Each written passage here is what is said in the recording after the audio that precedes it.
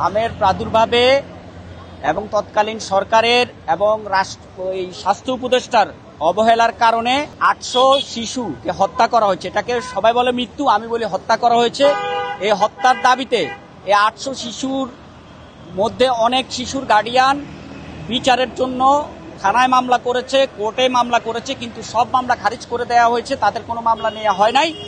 এই 800 শিশু হত্যার বিচার আমরা কামনা করি এবং এই সরকারের কাছে আমাদের দাবি, এই শিশু হত্যার এই হামের টিকা যারা অবহেলা করেছে তাদের বিচার দাবি করে তাদের বিরুদ্ধে যেন মামলা নেওয়া হয়।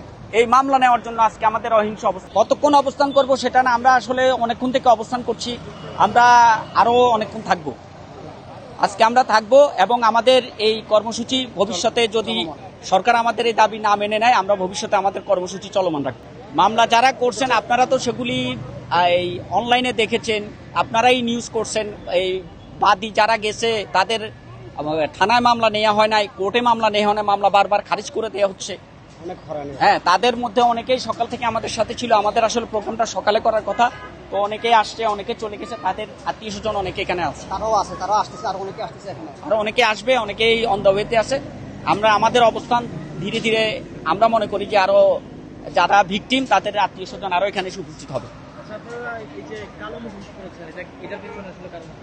এটা হচ্ছে আমাদের মৌন অবস্থান কর্মসূচি, মৌন প্রতিবাদ, যে আমরা বিচার পাচ্ছি না, বিচারের দাবিতে মামলা নেওয়া হচ্ছে না, মামলা নেয়ার দাবিতে আমাদের আজকের এই কালো পতাকা আমরা মুখে ধারণ করেছি।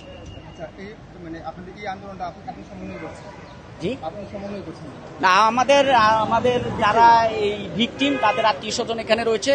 আমরা সচেতন নাগরিক হিসাবে, এই বাংলাদেশের নাগরিক হিসাবে আমরা এটা আমাদের দায়িত্ব মনে করি। মানে 800 শিশু, তারা আসলে দুনিয়ার কোনো কিছুই এখনো দেখে নাই, তাদের এইভাবে হত্যা এটা বিগত দিনে বাংলাদেশে কোনো সরকারের সময় ঘটেনি। তো যেই সরকারের সময় ইন্টারিম গভর্নমেন্টের অবহেলার কারণে যেহেতু ঘটেছে, সেহেতু এই সরকারে ওই ইন্টারিম গভর্নমেন্টের যারা জড়িত, এই হামের টিকার টাকা যারা লুটপাট করেছে, ইউনিসেফ বারবার, অন্তত 10 বার ইউনিসেফ বাংলাদেশ প্রধান রানা ফ্লাওয়ার্স এই নুরজাহান বেগম এই স্বাস্থ্য উপদেষ্টার সাথে বৈঠক করেছে। উনি বারবার অনুরোধ করেছে যে আপনারা উন্মুক্ত দরপতনের মাধ্যমে টিকা সংগ্রহ করতে পারবেন না, আপনাদের দেশে একটা মহামারী, হামের মহামারী হবে।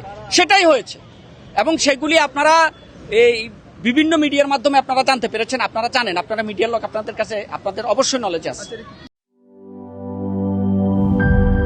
দুধার চকলেটে একাকার হয়ে ওঠা প্রাণ লেয়ার, সম্পর্কের মিষ্টি ম্যাজিক।